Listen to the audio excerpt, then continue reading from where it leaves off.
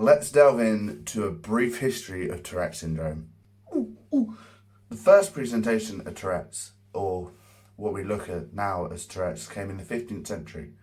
The witch era, the era where everything was black or white, good or bad, God against devil. Now this priest was brought out to see this woman that was hurling obscenities, and she couldn't control it. It was the work of the devil, is what he thought. So he blessed her. Now that blessing, we don't know, was said to have cured her, but did it? Because if you look at the text in depth, you can quite clearly see that the woman was suffering from vocal tics and coprolalia and very much physical tics. Fuck off. Ooh. See, now we're going to be hurtling a good few hundred years before we get to another presentation of Tourette's. And that is in the 19th century, in 1825, by Dr. Jean-Marc Itard. He was called to a woman that we now know was probably the first case of Tourette's in any medical journal, because she had tics that were very much out of her intellect and intelligence.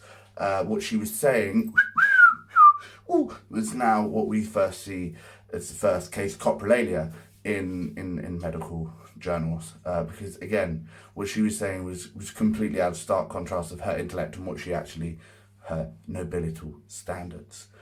But again, if you've realised, I've said first case of Tourette's. It hasn't been named just yet.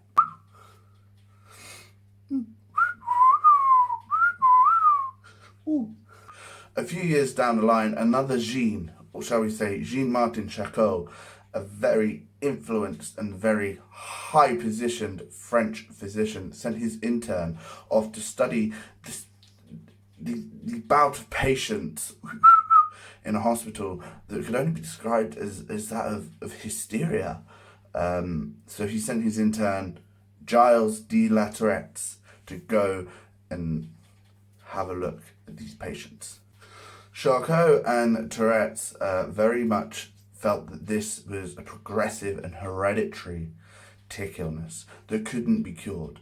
Now, Charcot had previously met with the woman from the previous gene, and he said in his notes that meeting her sociably, she called him a filthy pig, or what is the correct translation, a fucking pig. In 1885, Gilles de la Tourette completed his first medical book, A Study of Nervous Affliction.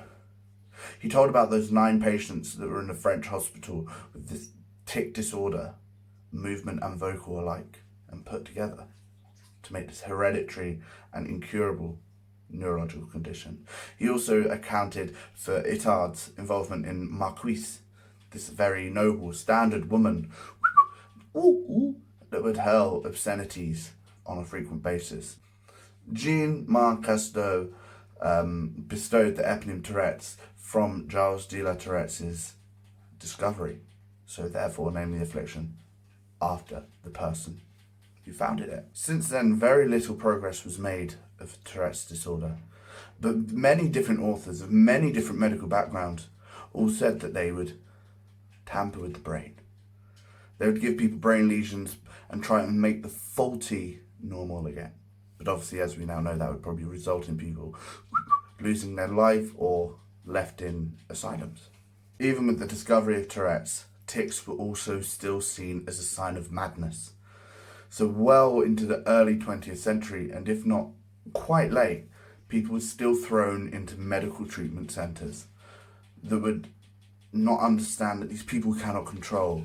For a long time, Tourette's was seen as habitual, even though seen as an uncurable disease only 100 years earlier. During the early 20th century, especially from the 20s to the 40s, and probably a little bit more on before then, parents were told it was their fault for kids having tics. It was their fault for giving kids these habitual ideas that they can carry on. So families, as soon as Tourette's was seen, would beat it out of the child. There have been numerous accounts that their parents would beat them for something they cannot control. It wasn't until the 1960s and 1970s that a drug was used to try and help people calm Tourette's. And this drug is still used to this day. It is haloperidol. It's the first psychoanalytic drug that will help control tics. Still a very taboo subject in families. It wasn't until an Arthur K. Shapiro and his wife treated a family for Tourette's.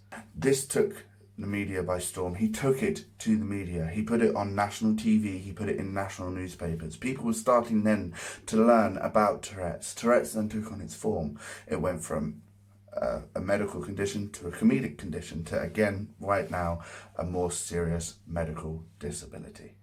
We are here now because of those main two people, Giles de la Tourettes and Arthur K. Shapiro, who's known as the modern father of tic disorders, that have brought us to be able to accept that it is some sort of life-changing disability. Now, into modern day, we have new various ways of treating Tourette's. This could be from other psychoanalytic drugs. And it can, from various serious forms, there can be a brain surgery done where they put spikes in your brain and then batteries here, and the batteries will send electric currents to try and normalise that imbalance that brains have that is with Tourette's. I hope you enjoyed this brief and very vast history of Tourette's, and I hope you learnt something. And if you don't have Tourette's, I hope you learnt a nice little bit about medical history. And if you do have Tourette's, I hope it's now given you an understanding that you're not possessed by the devil. Hopefully soon, I will see you guys.